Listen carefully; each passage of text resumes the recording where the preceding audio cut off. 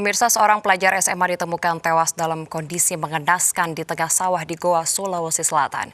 Diduga pelajar tersebut adalah korban pembunuhan. Warga Dusun Kampung Beru, Desa Panjangkalan, Kecamatan Bajeng, Kabupaten Goa, Sulawesi Selatan, dikejutkan dengan penemuan jasad seorang remaja.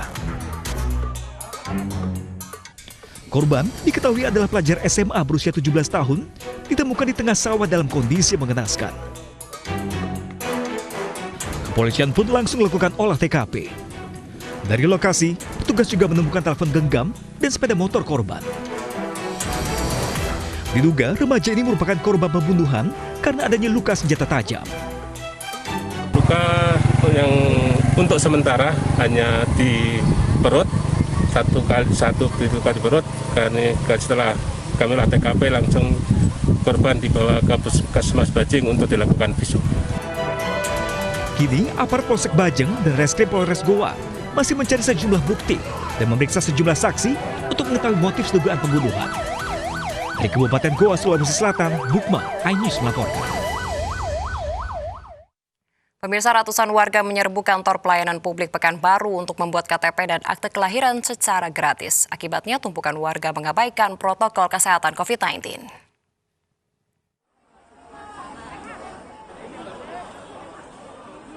Ratusan warga memadati kantor pelayanan publik Dinas Kependudukan dan Catatan Sipil di Jalan Sudirman, Pekanbaru, Riau. Mereka rela berhimpitan tanpa jaga jarak demi pembuatan KTP elektronik dan akte lahir secara gratis. Tingginya antusias warga menyebabkan antrian membludak sehingga mengabaikan protokol kesehatan COVID-19. Jadi katanya ada info di WA, katanya kan ada pengurusan buat KTP gratis, katanya siap langsung loh bang. Ini saya dari tadi oper sana oper sini nggak jelas gitu aturannya. Ini udah dapat nama antrian Bu? Belum pak. Kesini sama siapa aja Bu? Apanya? Kesini sama siapa aja? Sama anak saya pak. Ini berkerumun gini nggak takut Ibu tertular COVID-19 Ibu? Ya gimana lagi pak, demi apa kan pak, kepentingan untuk anak saya gimana lagi. Seperti diketahui, Dinas Kependudukan dan Pencatatan Sipil Kota Pekanbaru membuka pelayanan selama 2 hari pada akhir pekan. Pembuatan KTP ini dikhususkan bagi warga berusia 17 tahun. Namun pembagian warga berdasarkan kecamatan ini dinilai tidak efektif mencegah kerumunan. Dari Pekanbaru, Riau, Muhammad Yusuf, iNews melaporkan.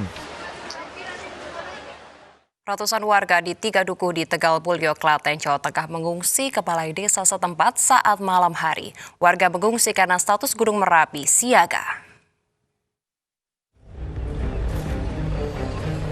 Sejumlah warga di 3 dukuh desa Tegalmulyo, Kemalang, Klaten mengungsi karena status Gunung Merapi ditingkatkan menjadi siaga atau level 3. Warga 3 dukuh dari Dukuh Sumur, Janguk, dan Dukuh Pajegan mengungsi secara mandiri saat malam hingga pagi hari. Umumnya warga yang mengungsi kelompok rentan yakni anak-anak, wanita hamil, dan lansia. Kawasan yang dihuni warga 3 dukuh di Desa Tegalmulyo termasuk daerah rawan bencana. Karena takut bahaya kalau malam terjadi guguran, terdengar walaupun kecil tapi sama takut. Ini yang mengungsi berapa dukuh Mas di sini Mas? 3 dukuh. Ini mengungsinya kemana ini? Ke balai desa. Umumnya yang mengungsi ini dari kalangan apa saja Mas? Lansia, balita, sama ibu hamil. Warga mengungsi di gedung serbaguna desa.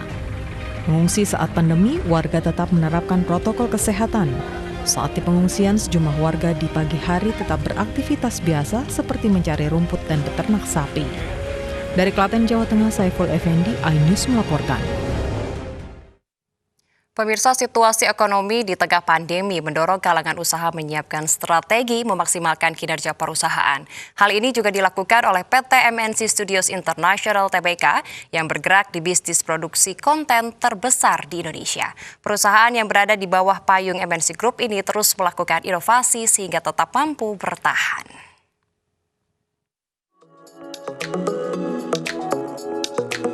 PT MNC Studio International Tbk meraih Top Corporate Award 2020 karena menjadi salah satu perusahaan yang berhasil mencatatkan kinerja positif selama masa pandemi.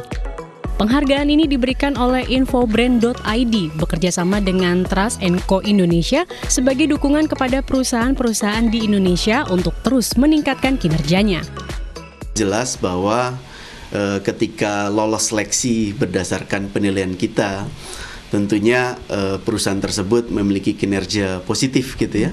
Yang kedua, tingkat popularity atau tingkat corporate brand awareness sangat baik, sangat tinggi.